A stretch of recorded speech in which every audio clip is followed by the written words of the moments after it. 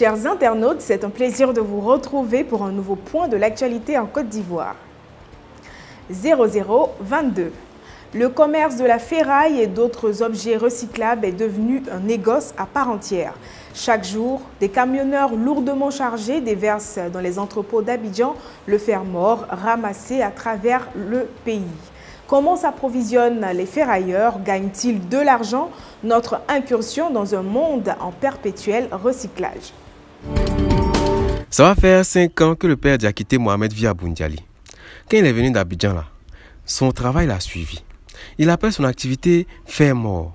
Lui là, si par exemple non, tu as le satellite Hubble sous la main et que c'est gâté là, il rachète ça pour récupérer les caisses qu'il y a dedans.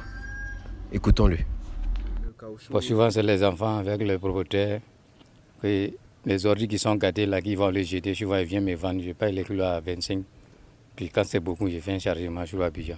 Bon, les Abidjan, ça, les gars prennent pour faire beaucoup de choses. C'est comme les renouveler à faire chaise. Et souvent on fait les blouas, le célidara, comme on dit ça, avec les pots de pommades.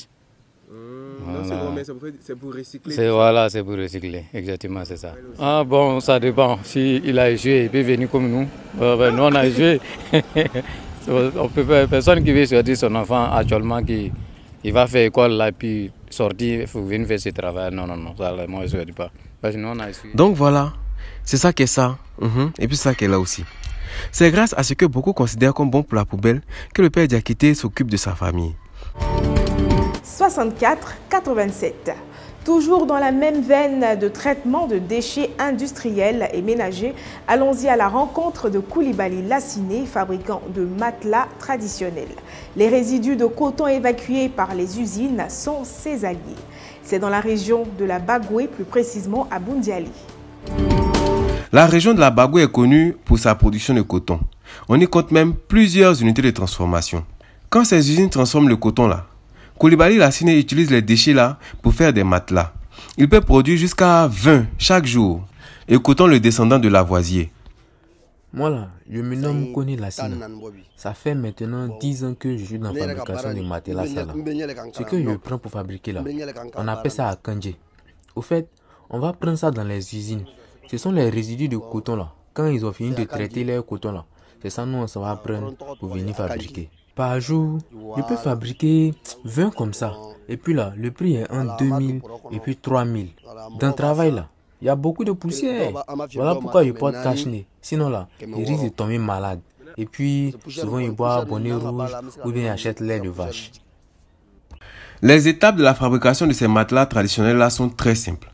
On doit d'abord coudre le sac de sorte à laisser un espace où on pourra mettre les débris de coton. Ensuite, on dispose les débris de façon uniforme et puis on ferme. Grâce au matelas traditionnel là, Koulibaly Lassiné peut mettre sa famille à l'abri du besoin.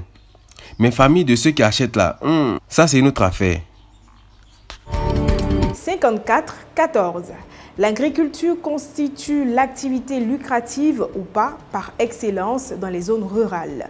Lengané Abdoulaye, agriculteur depuis les années 2000, ne destinait ses récoltes qu'à la consommation par faute de grands lopins de terre. Aujourd'hui, il peut enfin profiter financièrement du travail de ses mains car il a pu acquérir d'autres terres. 50. Voici le père Lengané Abdoulaye. Lui là, lui que vous voyez là, on ne connaît pas son âge. Mais on sait que ce n'est pas un enfant parce que dans l'affaire d'agriculture, là, ça fait plus de 20 ans qu'il est dedans. Maintenant, dans 20 ans, là, il n'a pas pu réaliser grandes choses parce que les parcelles qu'il avait pour cultiver, là, c'était juste pour la consommation et non pour commercialiser. Aujourd'hui, grâce à Dieu, quelqu'un lui a offert un bon bas-fond pour pouvoir cultiver. Mais bon, il faut croire, hein, les moyens financiers, là, vraiment, ça fait défaut. Je suis dedans il y a longtemps, mais je peux dire, c'est l'année passée et puis... Cette année, il y a eu une bonne terre pour pouvoir exploiter. Sinon, les autres là-bas, c'était tout juste pour manger. Mais c'est cette fois-ci-là, si je produis, je vais essayer de vendre pour voir ce que je gagne, quoi. Voilà, mais ça ne peut pas partir si tu n'as pas les moyens. C'est pas facile. Tu vois un peu. Voilà. Si tu vois, sinon je peux exploiter ici, là, jusqu'en devant là-bas.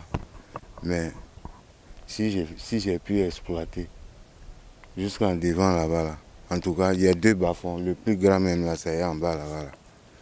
tout le périmètre d'ici, là, je suis autorisé à travailler, mais financièrement, là, si tu n'as pas ça, tu ne peux rien faire.